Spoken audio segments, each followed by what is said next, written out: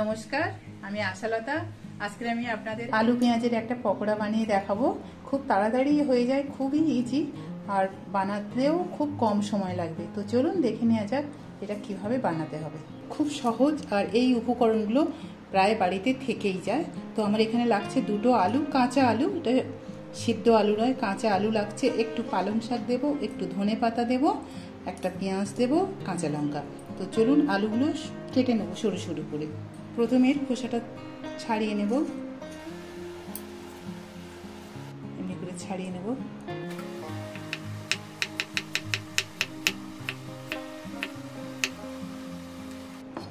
তো এগুলো আমি খুব সরু সরু করে কেটে নিচ্ছি।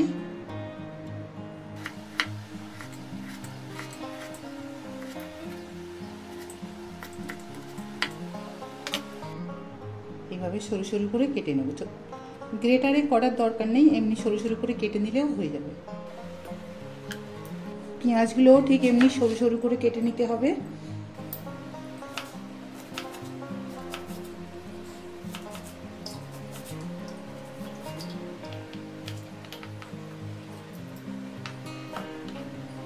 পালং শাকটাও কেটে নিচ্ছি।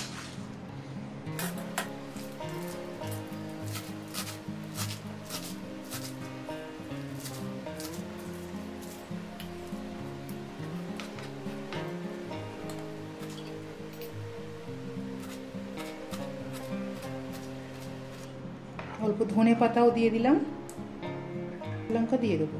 লঙ্কাটা নিজেদের টেস্ট মতন ব্যবহার করবেন।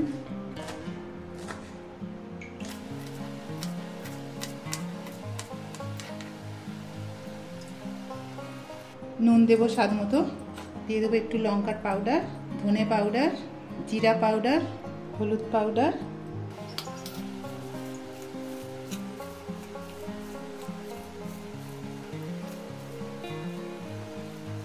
এবার দিয়ে দেবো বেসন, দিয়ে দেবো পরিমাণ মতন বেসনটা দিয়ে দেবো।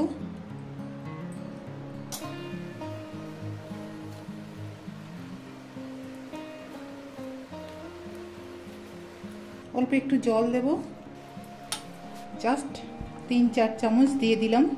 2-3 চামচ দিলে হয়ে যাবে। এমনি করে একটু চটকে নিতে হবে। এটা হয়ে গেছে। এবার এটা 5-7 মিনিট ঢাকা দিয়ে রেখে দেবো। এবার আমি একটা কড়াইয়ে রিফাইন তেল গরম করে নিয়েছি, নিয়ে এবার এটা আমি ছোট ছোট করে ভেজে নেব।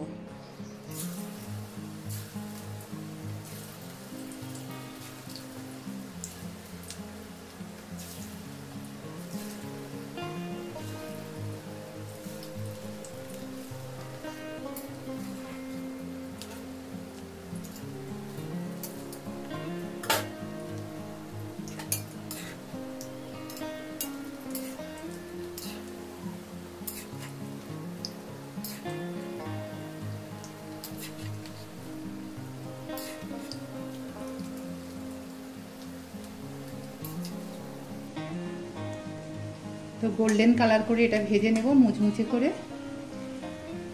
গ্যাসটা আমি এখন মিডিয়ামে রেখে দিয়েছি।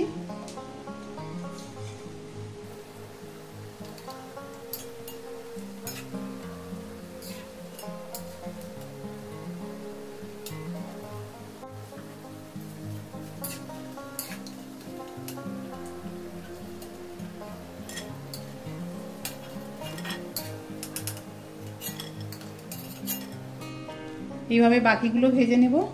তো দেখলেন তো কত সহজে এই আলু পেঁয়াজের পকোড়া বানানো যায়। তো আপনারাও ঠিক এইভাবে বানাবেন। বাড়িতে কোনো গেস্ট আসলে খুব সহজে বানিয়ে নেওয়া যায়, আর খেতেও কিন্তু খুব ভালো লাগে। তো এটা ডাল ভাতের সাথেও খেতে পারেন, চায়ের সাথেও খেতে পারেন, আর সস দিয়েও খেতে পারেন।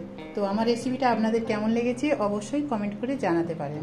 আমার এই রেসিপিটা যদি আপনাদের ভালো লাগে তাহলে লাইক করবেন, শেয়ার করবেন, সাবস্ক্রাইব করবেন, আর আমার বেল আইকনে ক্লিক করবেন। তাহলে নতুন নতুন ভিডিওর সাথে আপনারা আপডেট থাকতে পারবেন। নমস্কার।